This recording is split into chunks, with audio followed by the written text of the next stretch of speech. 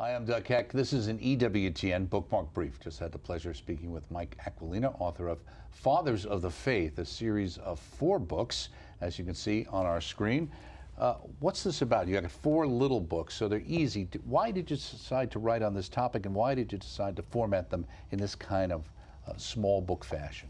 Well, these are all Christian teachers who lived long ago. And they've been mostly forgotten, unfortunately.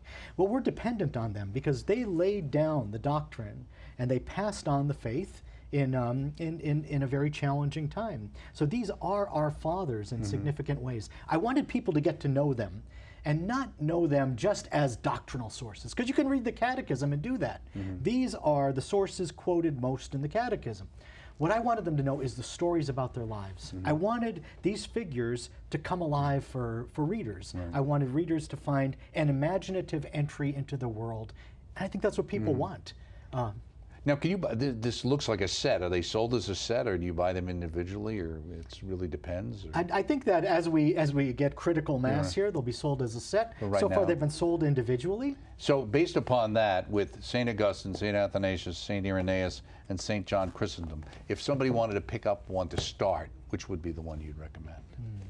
Depends. You can start chronologically and go with St. Irenaeus, or you could go with a familiar story and go with St. Augustine, because it's an exciting story, the story of his life. It's an adventure. But now that I think of it, really they're all exciting stories. They're all adventure stories. There are a lot of chase scenes, for example, in the story of Athanasius, because he had to flee the emperor's forces. There's a lot of intrigue in the story of St. John Chrysostom, because he was brought down by an international conspiracy. You know, so you have all of these adventures going on. Where do you start?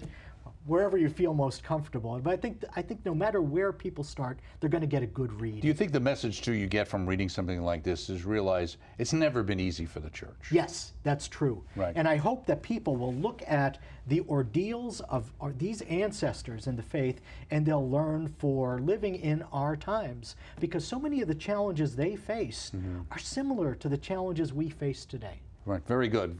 Fathers of the Faith, 4 different books available through our EWTN Religious Catalog, and of course EWTNRC.com, and of course look for the entire interview that we did on the network, and it's already on demand and on our YouTube channel. And so this is Doug Keck, inviting you to join me next time on a Bookmark Brief. Thanks for stopping by.